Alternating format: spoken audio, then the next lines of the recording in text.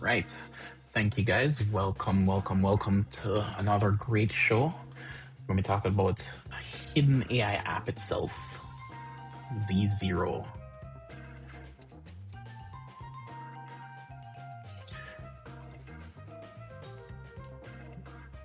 Hey, Dr. Silva. Thank you. Hey, Shauna. Are we streaming, bro?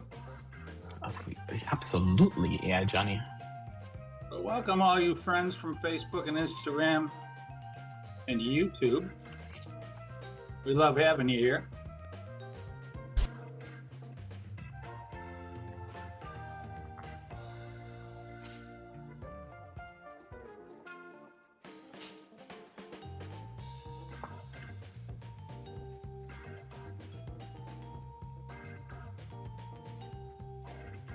Hey, Rita. Thanks for joining. Welcome to Season 11 of Airhead Institute, your 45-minute AI power-up at noon Eastern. This month, we are broadcasting live across all the socials and Zoom. If you're new here, join our free AI community to grow alongside other curious minds and give your kids a head start by enrolling them in the Airhead after-school program. Here is April's weekly lineup. Mondays, we take the training wheels off and run AI locally in the local LLM Forge. Tuesdays, we explore accessible AI apps for rapid learning and self-improvement in the Learner's Toolkit. Wednesdays, we build a company of one from scratch in Solopreneur Systems. Thursdays, we uncover bite-sized productivity and creative tools in Hidden AI App Showcase. Fridays, we push the boundaries of human longevity and biohacking in the Biological Upgrade. We're making AI practical, powerful, and accessible for everyone. No tech background? No problem. Whether you're a student, professional, or lifelong learner, just show up. Guided by your hosts, AI Junior and AI Johnny, we're keeping it bold, brainy, and built for real-world impact. AI won't take your job, but someone who knows how to use AI will. Don't get left behind. Welcome again, my friends, to Season 11 of Airhead Institute.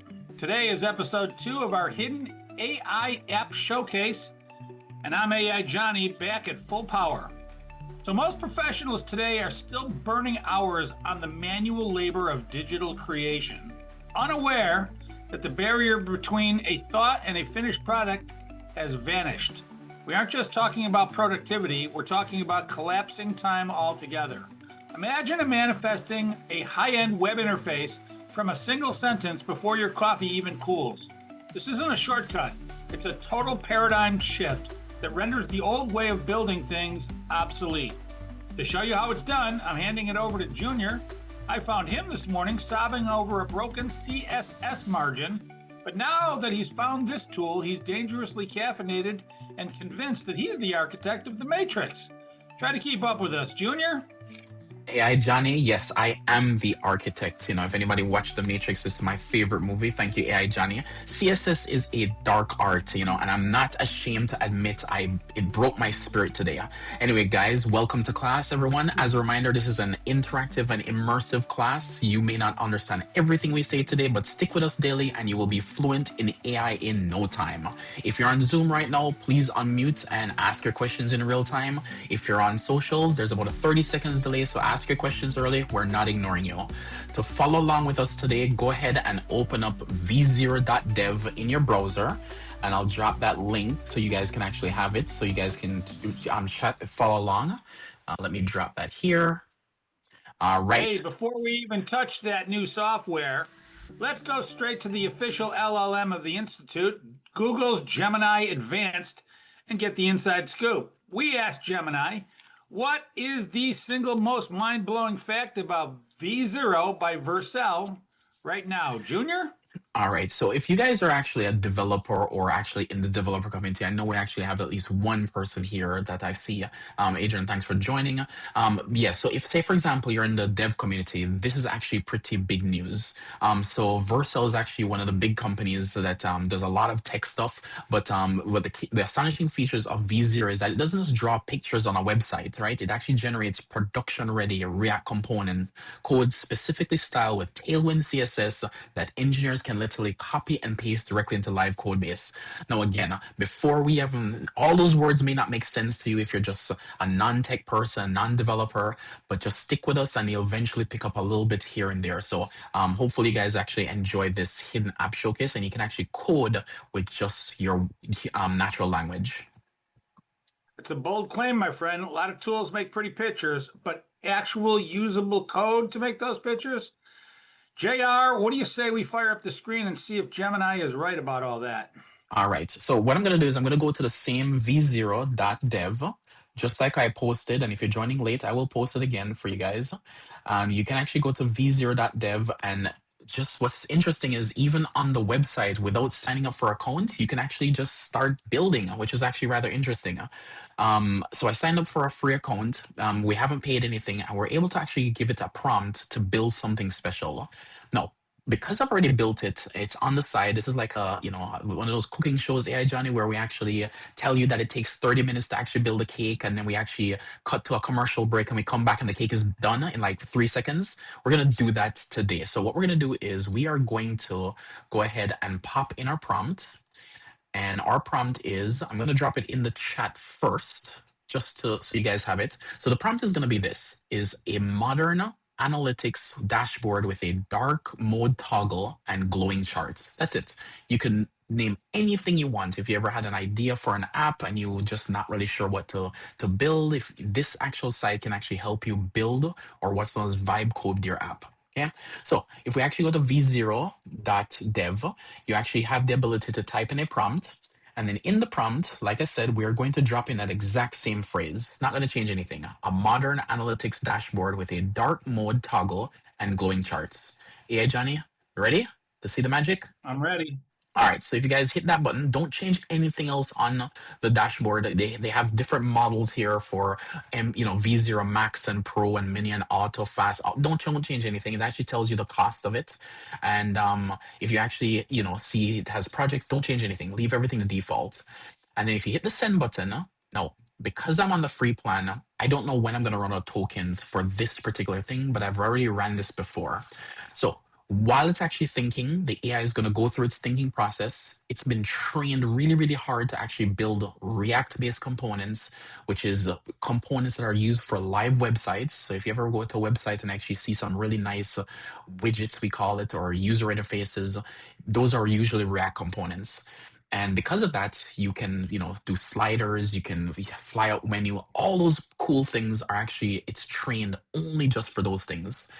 Because of that, you get a really really well-working site in a matter of minutes, right?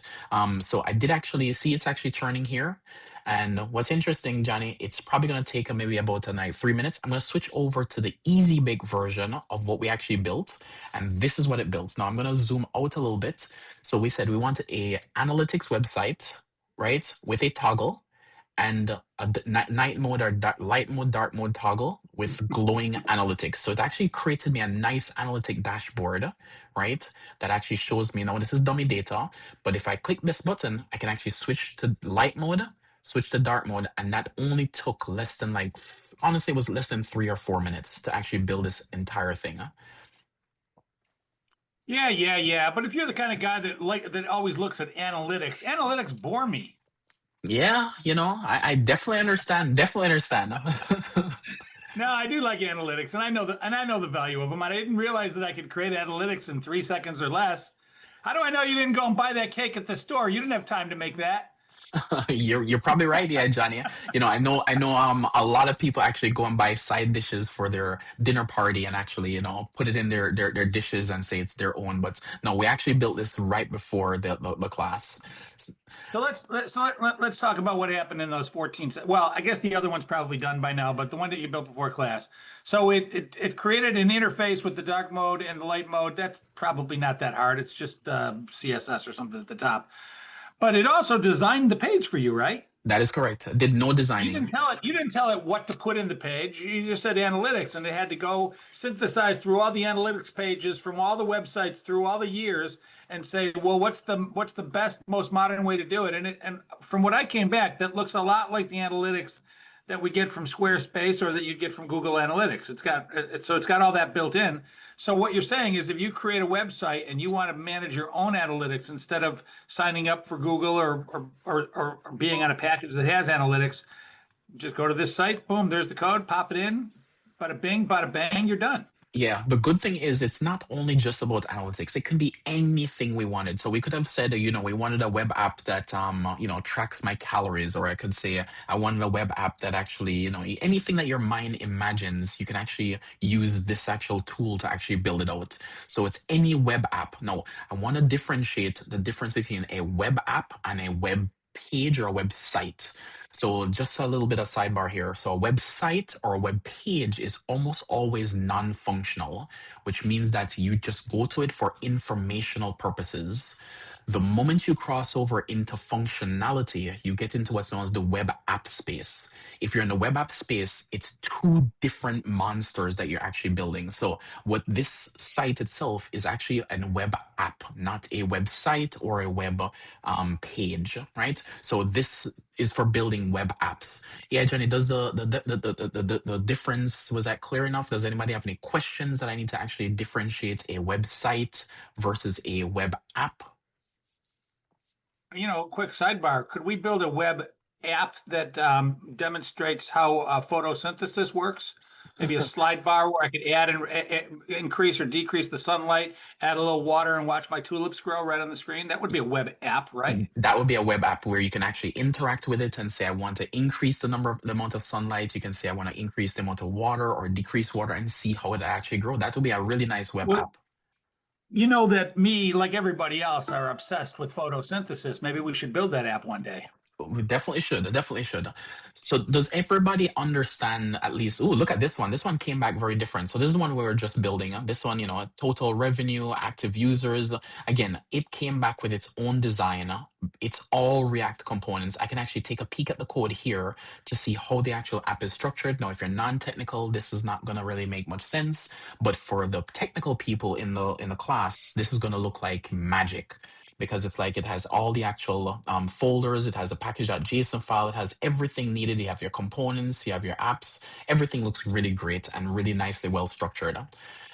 So again, if you're a non-developer, you don't need to look at this stuff. You just look at the preview version of it. So you can actually have the app available for you and you tweak it through natural conversations just as usual. That's not fair, brother, that I should have to go to college for 5 years to study how to learn to become a programmer and then spend multiple decades out in the workforce working with different companies and different applications. And now here I sit with where my 91-year-old father can write better code than me. Yeah. Definitely. Yeah, Johnny, one thing I have noticed though is the difference is that if you don't know the plumbing and if you don't know what's going on, which is what we keep stressing, we see students come in and we see people's like, why do I ever have to go to college or why do I ever need to learn anything? And it's very clear from what we're experiencing is that if you are a master or even at least well educated in your vertical, in your domain, you become a better prompt engineer because of that field. You're just way better than everybody else. So when there's an error that you need to dig into something, say for example, something's not working, right? If you don't understand why it's not working or why it's broken, a person with no domain experience is never going to actually figure that out, right? But they can ask the AI a million times, why is this not working, whatever, and eventually may get to it. But a person with domain expertise, who's went to college, who actually understand, knows critical thinking, they would actually say, you know what, I think I know what is the problem. And they can dig deeper into just surface level understanding of the actual topic. So yeah, Johnny, was that the best parties in the world can only be found at college. Yeah, Johnny, love that. All right. I thought we were still in college today, aren't we? Definitely. All right, yeah, Johnny, let's get to the word of the day. Word of the day. The word of the day today is generative UI or generative user interface. This is a massive leap forward. By definition, generative UI is a system that creates functional user interfaces on the fly based on conversational text. It's almost funny to say those words.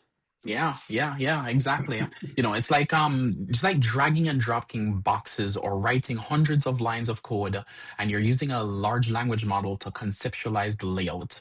And the model translates your intent into dynamic, interactive, generative UI. It's the difference between painting a picture of a house and having a machine instantly construct the actual house based on your description. So that's roughly the difference here. What are the features? Oh man, so many killer features. All right, so let's actually get into it. Does anybody have any questions so far on what V0 is? V0 is an app that allows you to build other web apps, right? So if anybody has any ideas about what apps they would like to build, or if they've ever had an idea, this is a great one. Now we've shown you multiple tools that build other web apps in the past, but this is the one that we're actually showcasing today. Okay. All right, yeah, Johnny. So let's take the first killer feature. So for V0, the first thing that actually is actually pretty big is that the interactive prompt editing. So instead of rewriting a massive block of code from scratch, you can type in a simple prompt and watch it build. But the magic is you can highlight just one ugly button on screen and type "make this button rounder and blue," and it only updates that one piece. So it's like actually having a very fast junior developer sitting right next to you who works instantly. So it's actually pretty good.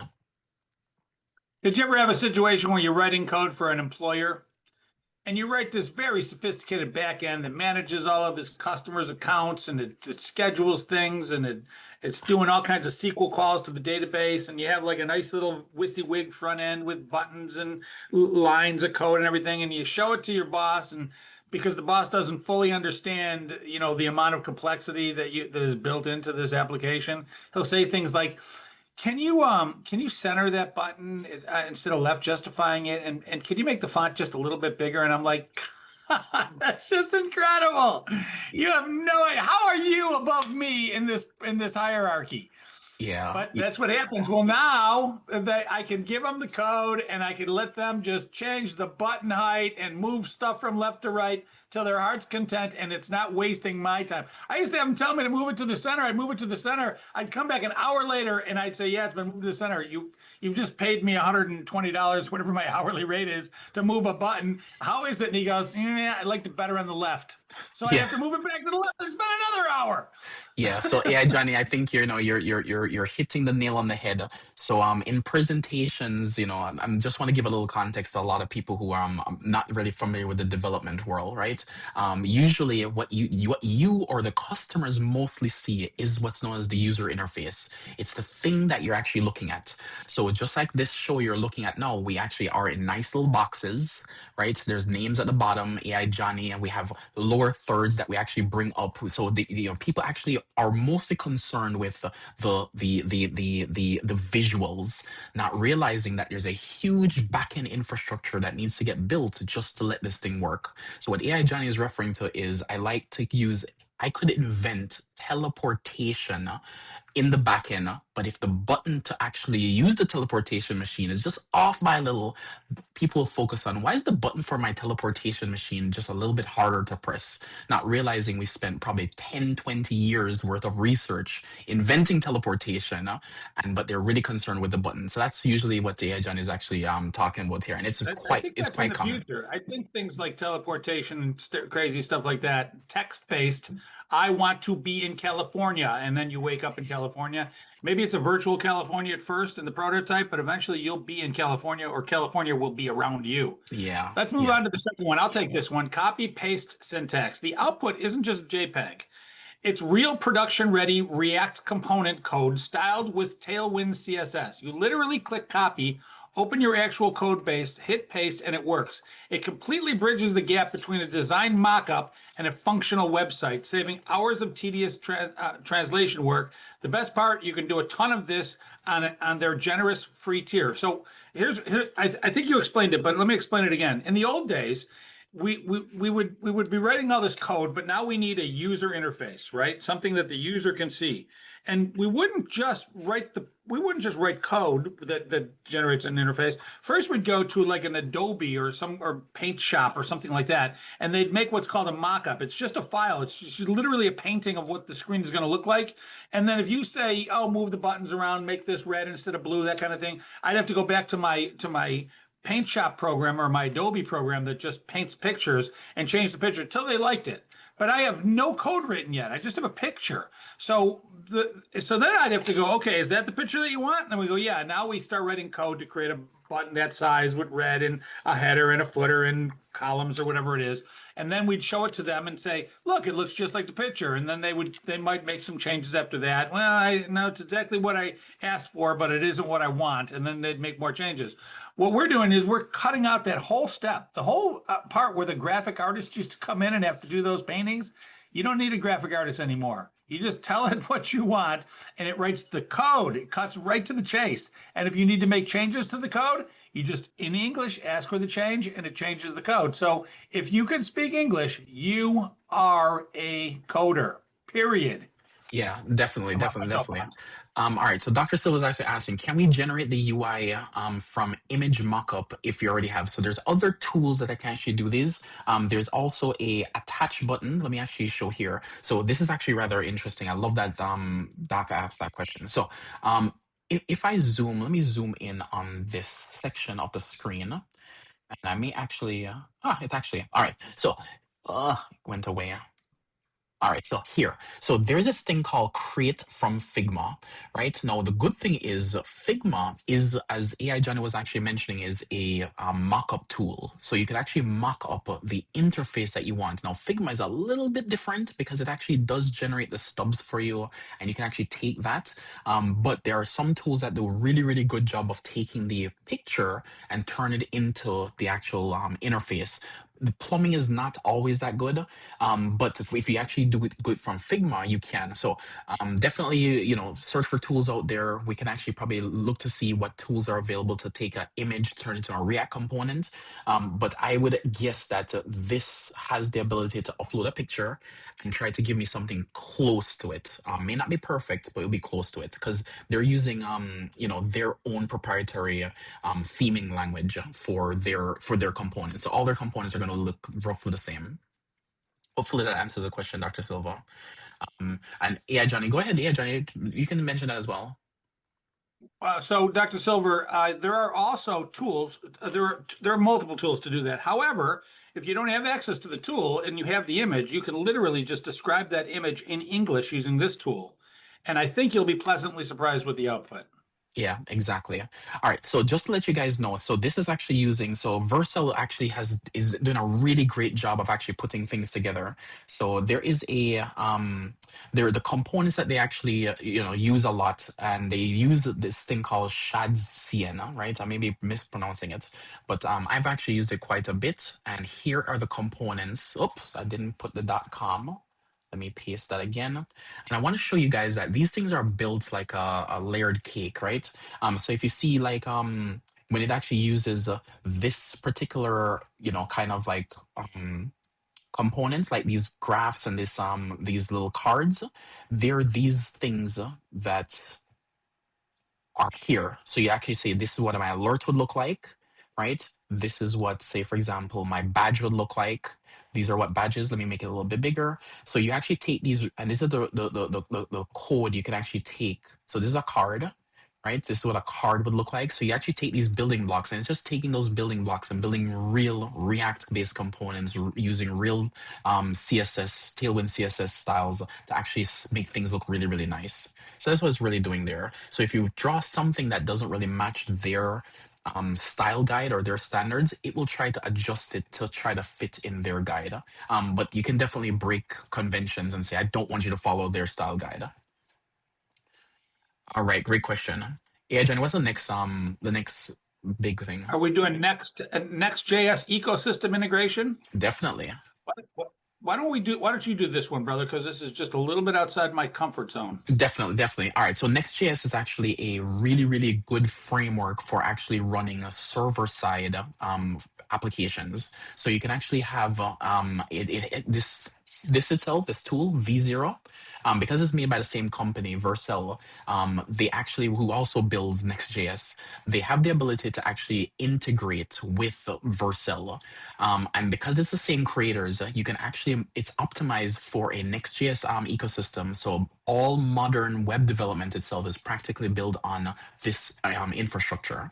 So having a tool that natively understands the exact framework that the company is likely already using is a massive advantage. So it means that if you pick this tool and actually get ready to deploy it out, you can actually be confident that it is actually going to deploy out to something that is stable, that actually is used by thousands, if not hundreds of thousands of actually companies out there to actually build their application on a strong foundation.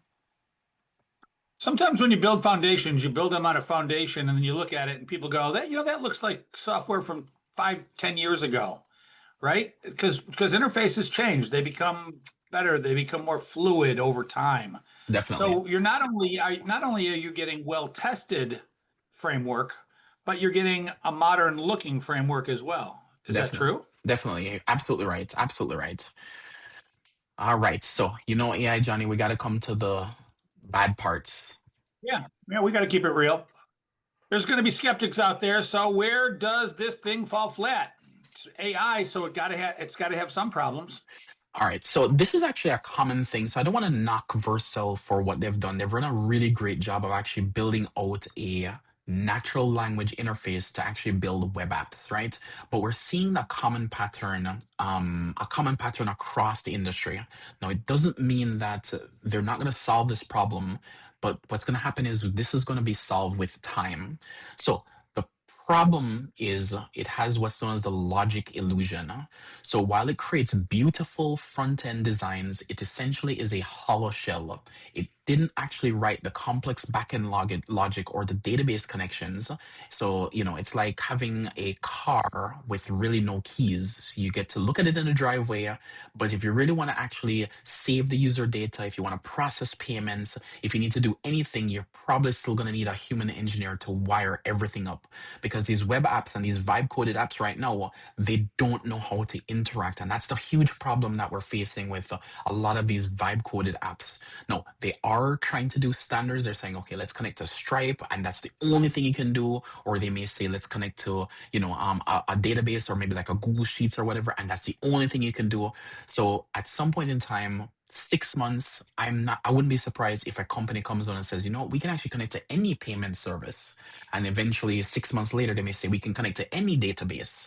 So I think with time, just like we saw VO evolve really, really nicely with audio, then it just got really, really better quality. Then you can move the camera around. I think with time, these vibe coded apps are going to get better. It's just right now, the logic itself is not there yet. This is kind of Eric's MO, right? He's like, yeah, it writes a lot of code, and I ask it to write code for me, but I'm still the puppet master. I'm still the guy at the top that glues it all together. And that may be true. But a lot of these things, like what you're saying, with agentic AI, you might not be able to do it all in this tool. But if you go off and tell, what is it? One of the claws, OpenClaw or Manus.im, hey, listen, here's the code. Now I need you to read the code, and I need you to add some back end stuff. So a lot of that stuff is getting done, and I'm with you. Within probably still in 2026, it'll be very hard to find an application that you cannot write without a human. It'll be hard to find an application that like you got to have a human overseeing it, because most of this stuff it's figuring out on the fly, and it's sooner or later it's going to be packaged together in one beautiful big bill. Exactly. I love how I saw what you did there, yeah, Johnny. So guys, I know. There's no politics. So just to be clear, guys, it's better to actually learn these things early, so at least you're not left behind. So definitely, if you've never coded in your life, if you've never actually tried anything, and you just want to try something for free, definitely check out v0.dev. Let me drop the website again, just so you guys can have access. But definitely check it out. And the reason being is because it's actually quite fun once you realize that you actually are really good at actually building web apps. So just build something, build a calculator, build a thing that you want to move the slider of the temperature and say, do you need sunscreen, whatever it is, you ever think you have an idea, just go try it. You'll be pleasantly surprised of the superpower you've just gained. AI Johnny, what's the second cons here? Well, we have the Tailwind CSS trap. If your development team doesn't use Tailwind CSS, you're going to be frustrated. The underlying model is heavily based towards this specific styling syntax. Trying to get it to output standard vanilla CSS or use a different library often leads to messy, broken code. You're kind of forced into their ecosystem. But while that is considered a con, it seems to me that if you have a different CSS and it's going to interface badly with it, then just toss your CSS and just tell it to build it from scratch. It takes seconds. Yeah. So yeah, Johnny, that's a really great point. But there are some places that they just don't even want to do that. So, for example, let's say, for example, you're to work for Coca-Cola, right? And I'm going to bring up Coca-Cola's website. And the reason why I want to use that is Coca-Cola has actually done a really good job with their brand. And what's unfortunate is that a place like Coca-Cola, Tailwind CSS or something, they may say have really strict rules. And they say, you know what? You cannot use anything but our branding style guides. Now, for 90% of startups, they don't care. They put out whatever it is and they just need the app to work. But a big company like Coca-Cola, their brand is super important. And they may say to you, I'm sorry, you cannot use these type of things. So I do get the frustration, but again, your point is valid for 99% of the companies. They're like, who cares? Just rewrite it. But the 1% where they're stuck with brand guidelines like Coca-Cola and those type of things, I think maybe a little bit difficult. But I think they're gonna have to hop on board, which is why I call these companies I shouldn't probably say it, but I call these companies big dub companies. They actually, once they get too big, they are so slow to iterate and move and invent that what happens is they just get left behind because people are just moving much faster and iterating much better. So, unfortunately, big companies, that's the nature of the beast. Context memory loss, context window memory loss. Uh-huh. Want to talk about that? If you iterate too many times on a single React component, the large language model starts to forget your earlier instructions. By revision 15, it might randomly change the color scheme back to the default because the initial prompt has fallen out of its memory. And if you are doing this constantly for a business, the $20 a month premium tier becomes absolutely necessary, turning a free tool into an unavoidable business expense. That is just plain vanilla AI. It happens everywhere. It happens to me. I get slapped in the face every day by some company that I start to use it after 3 hours. They're like, you hit a wall. And most of the time, the wall that I hit is because of their own hallucinations. Yeah. It's crazy town.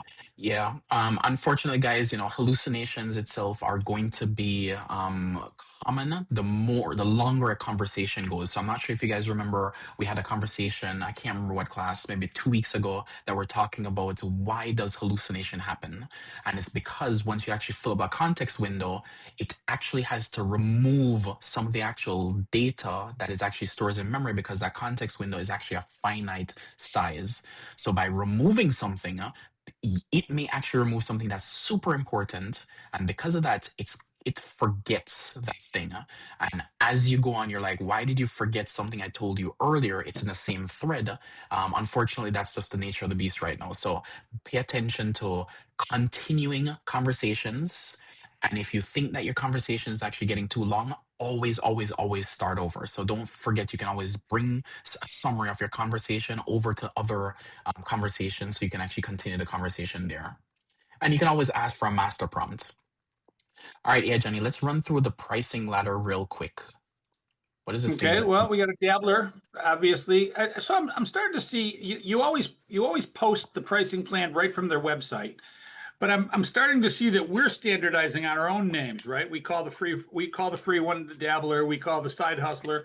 Looks like there's 2 side hustlers here, one for team and one for business, and looks like enterprise lines up pretty nicely.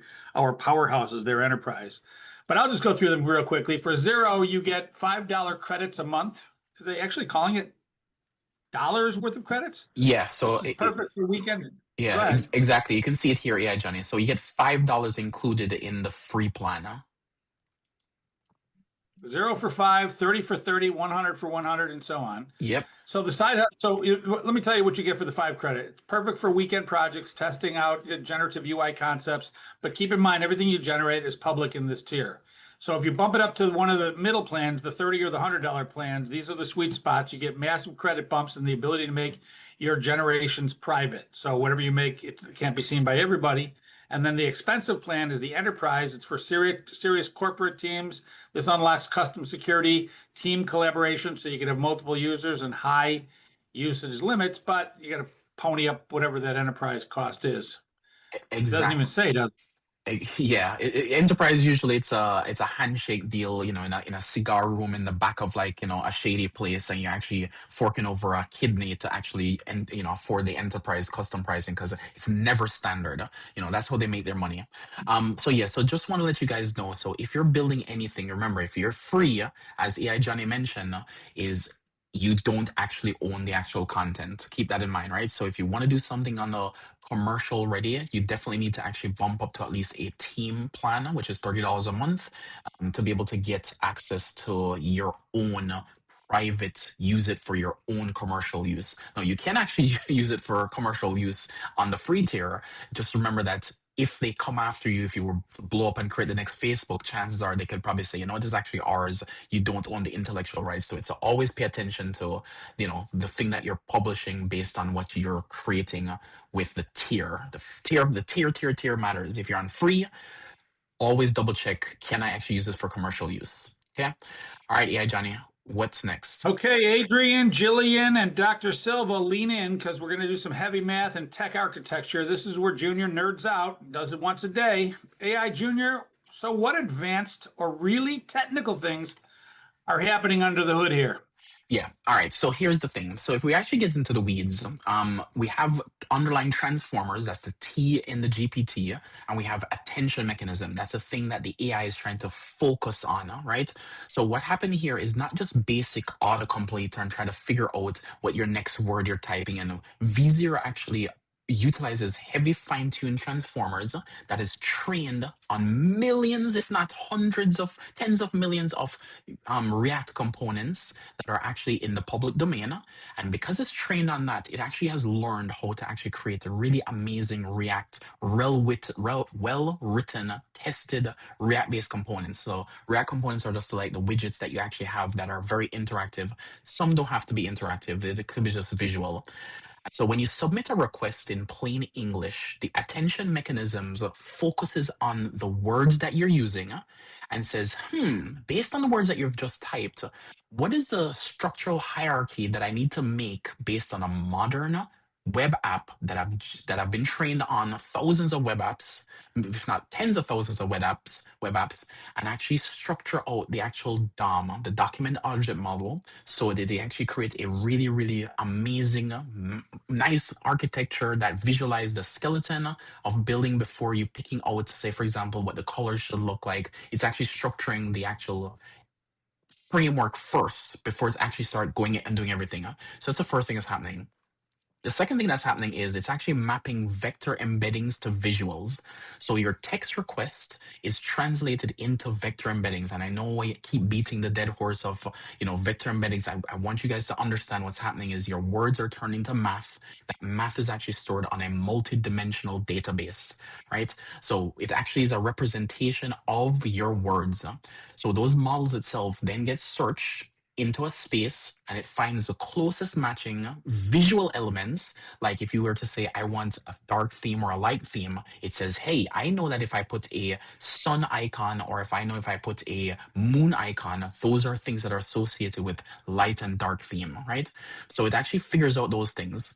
And because it actually has those association, it pulls in those components, and then it's able to build a nice cohesive generative UI based on what you're actually asking. So that's how it actually does all those amazing things.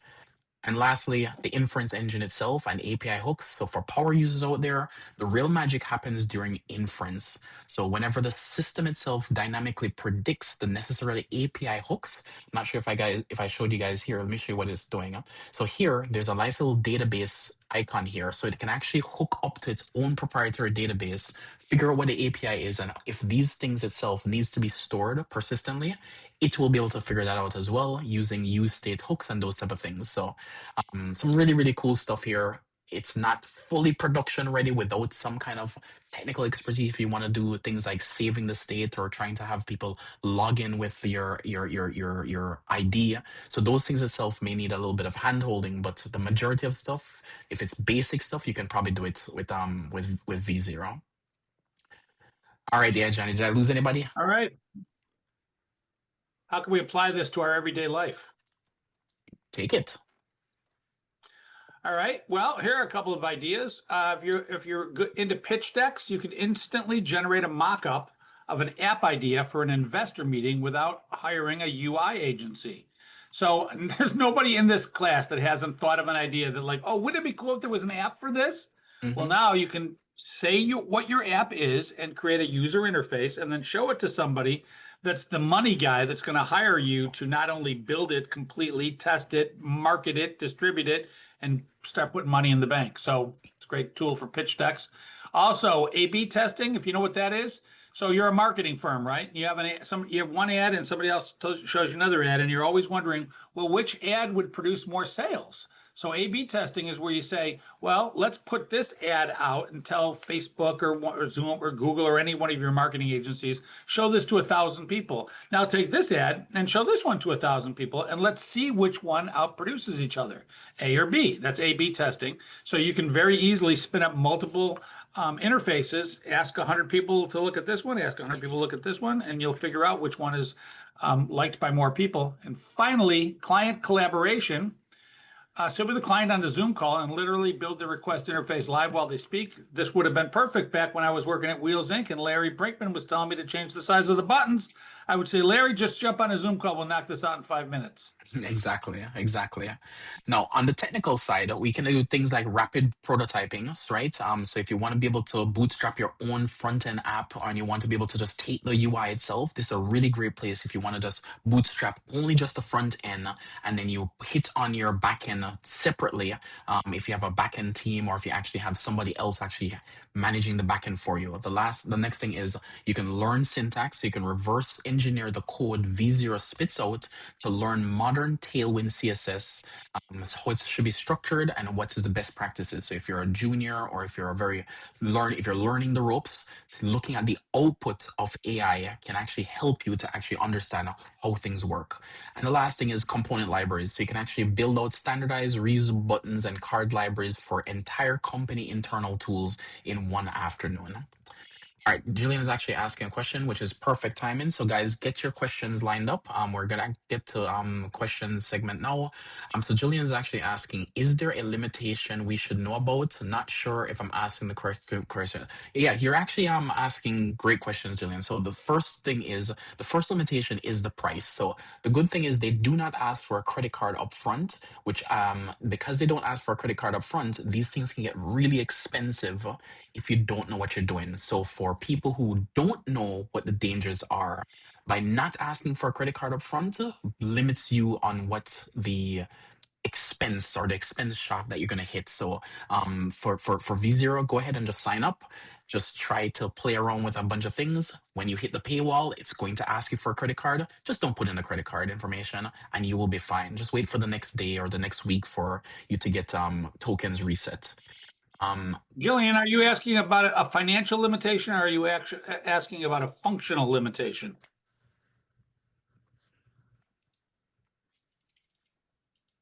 I was asking about both, really. Okay.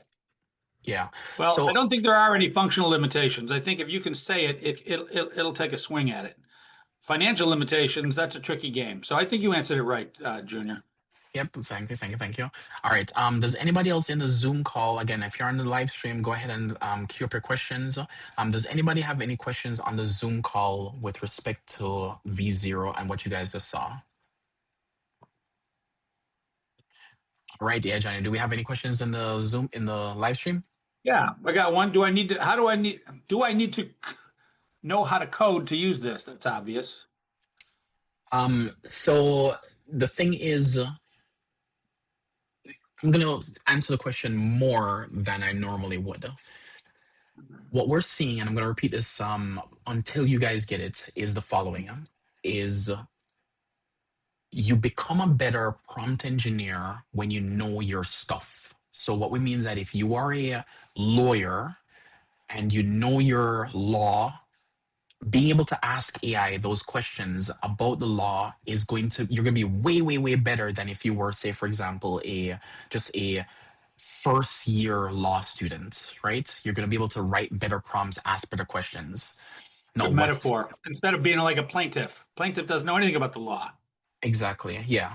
So what we're realizing is that so the question is, do I need to code to be able to use this? So the answer is, with any AI tool, I think the answer is going to be a generic no. I never need to know anything to use an AI tool. It has a nice natural language prompt. You type in something. The tool may be a little clunky of what you can add and do those things, but conceptually, it's almost always you're typing in something in natural language. The problem is you may be a better engineer if you actually know how to code and get better output than if you didn't know how to code, right? So your app may be a little bit more performant. You may see bottlenecks that you realize, why is my app running slow? So all those things that engineers that have been trained over time to solve those problems have practically in their head based on expertise. You, the non-engineer, may not know why is your app slow or what would actually improve it. All right, so great question here, Johnny. So you don't need to code, but the more you know, the better your use your experience. Let's skip the HTML questions, but let's get to this last one. Will this completely replace front-end developers? Yeah, so just like yesterday or 2 days ago, somebody asked a very similar question about photographers. I think the users itself who are coding applications will probably dwindle, but they'll shift to another location. So I think they're going to be different roles meant for these people. I just don't know what the roles are. So people are predicting, it might shift to be, a system architect or somebody who actually understands security or accessibility, make sure those things connect and manage those states. So those might be the people who those jobs shift to. But again, traditional development, I don't think traditional development is going to exist in its way it currently is right now. Great More question. AI news this week. Anthropic speeds up AI agents. Anthropic just released Claude managed agents, providing developers with out-of-the-box infrastructure to launch enterprise AI agents 10 times faster by handling the complex pre-production work. That's good news for me, since I'm waiting till 1 o'clock to get off of I think I'm in like a timeout because I hit a paywall with Claude this morning. Meta's first proprietary AI model. Meta has officially introduced Muse Spark, their new model aimed at personal superintelligence and health applications, boosting multi-agent orchestration and new contemplating mode. I guess that's good for all of us to get healthier. Kyndryl launches AI workplace twin. Kyndryl rolled out a new AI-powered digital twin for the workplace, built on Microsoft Azure to predict and automatically resolve employee technical disruptions before they happen. I was just warning my sister about this kind of tool this morning.